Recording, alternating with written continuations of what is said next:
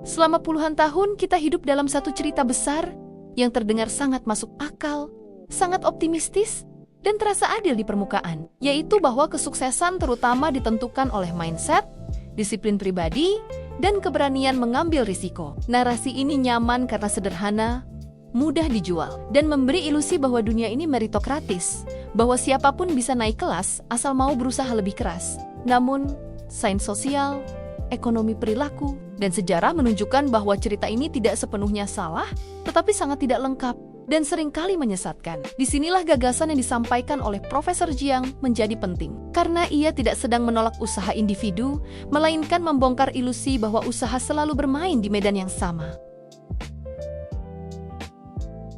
Mindset sering dibicarakan seolah-olah ia adalah properti internal manusia yang berdiri sendiri, terlepas dari lingkungan ekonomi, sosial, dan politik tempat seseorang tumbuh. Padahal, dalam ilmu perilaku, keputusan manusia selalu bersifat kontekstual. Artinya, pilihan yang kita ambil hampir selalu rasional terhadap risiko dan insentif yang kita hadapi. Orang yang hidup di lingkungan stabil akan mengambil keputusan berbeda dari orang yang hidup di lingkungan volatile. Meskipun kecerdasan dan niat mereka sama, inilah kesalahan besar ketika kegagalan individu langsung disimpulkan sebagai kegagalan mental, tanpa pernah bertanya bagaimana struktur dunia tempat keputusan itu dibuat.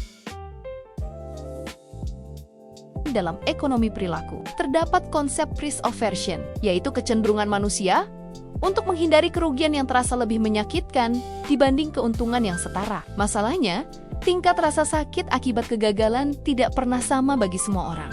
Bagi orang kaya, kegagalan seringkali bersifat sementara, dapat diperbaiki, dan jarang mengancam kelangsungan hidup. Bagi orang miskin atau kelas menengah rentan, kegagalan bisa bersifat terminal, menghentikan pendidikan, menghancurkan kesehatan, atau memutus akses ekonomi. Ketika satu kesalahan bisa mengakhiri permainan, maka memilih jalan aman bukan tanda ketakutan, melainkan keputusan rasional untuk bertahan hidup.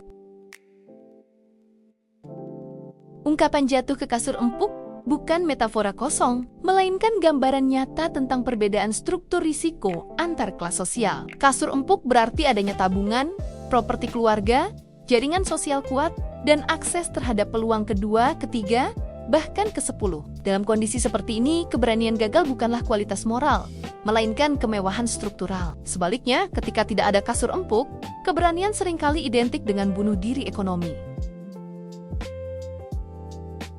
Marshmallow test sering dikutip sebagai bukti bahwa kemampuan menunda gratifikasi adalah penentu kesuksesan jangka panjang. Namun, penelitian lanjutan menunjukkan bahwa interpretasi populer terhadap tes ini keliru. Yang diuji bukan sekadar self-control, tetapi sejauh mana anak percaya bahwa dunia akan menepati janjinya. Anak dari keluarga stabil terbiasa melihat janji ditepati, hadiah datang, dan aturan konsisten. Anak dari keluarga miskin sering hidup di dunia yang penuh ketidakpastian, di mana janji mudah dilanggar karena keterbatasan ekonomi. Dalam dunia seperti itu, mengambil marshmallow sekarang adalah keputusan paling rasional. Volatilitas adalah kondisi di mana masa depan sulit diprediksi, dan perubahan negatif bisa datang kapan saja tanpa peringatan. Dalam lingkungan volatile, strategi optimal bukanlah investasi jangka panjang, melainkan pengamanan sumber daya sesegera mungkin. Inilah sebabnya, mengapa banyak perilaku yang dicap tidak visioner, sebenarnya adalah adaptasi terhadap dunia yang keras. Menghakimi perilaku ini tanpa memahami konteksnya, sama saja dengan menyalahkan ikan karena tidak bisa memanjat pohon. Kita sering melihat pola bahwa orang sukses bangun pagi, disiplin, rajin membaca, dan fokus pada tujuan jangka panjang. Kesalahan umum adalah mengira bahwa kebiasaan ini adalah penyebab utama kesuksesan. Padahal dalam banyak kasus, kebiasaan tersebut muncul setelah seseorang berada di posisi aman secara ekonomi dan psikologis. Ketika kebutuhan dasar terpenuhi, otak manusia bebas memikirkan masa depan, efisiensi, dan pengembangan diri. Dengan kata lain, kesuksesan sering melahirkan disiplin, bukan sebaliknya.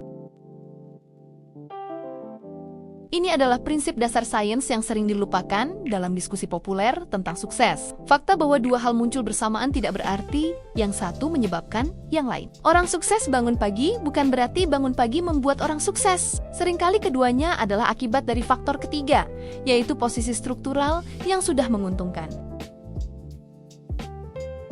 Narasi mindset ekstrim melahirkan toxic positivity, yaitu keyakinan bahwa semua masalah bisa diselesaikan dengan berpikir positif. Dampak paling berbahaya dari toxic positivity adalah victim blaming, di mana kegagalan struktural dibebankan sepenuhnya kepada individu. Orang miskin dianggap malas, orang gagal dianggap kurang niat, dan orang tertinggal dianggap kurang berani. Narasi ini bukan hanya salah, tetapi juga kejam.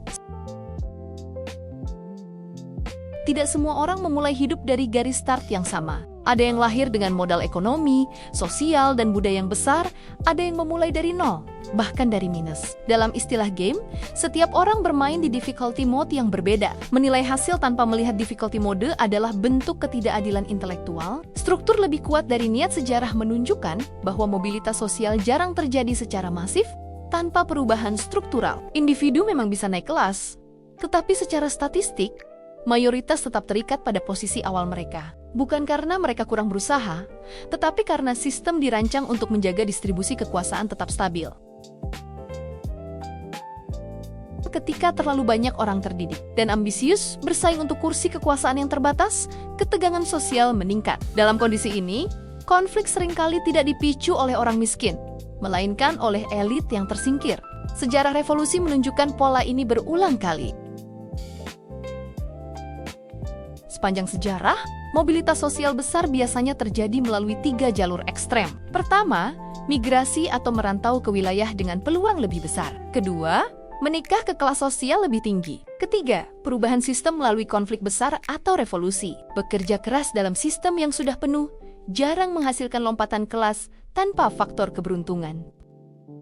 Keberuntungan sering dianggap tabu dalam diskusi sukses, padahal ia adalah faktor nyata dan signifikan. Mengabaikan peran luck hanya membuat analisis kita tidak jujur. Luck bukan alasan untuk pasrah, tetapi alasan untuk rendah hati.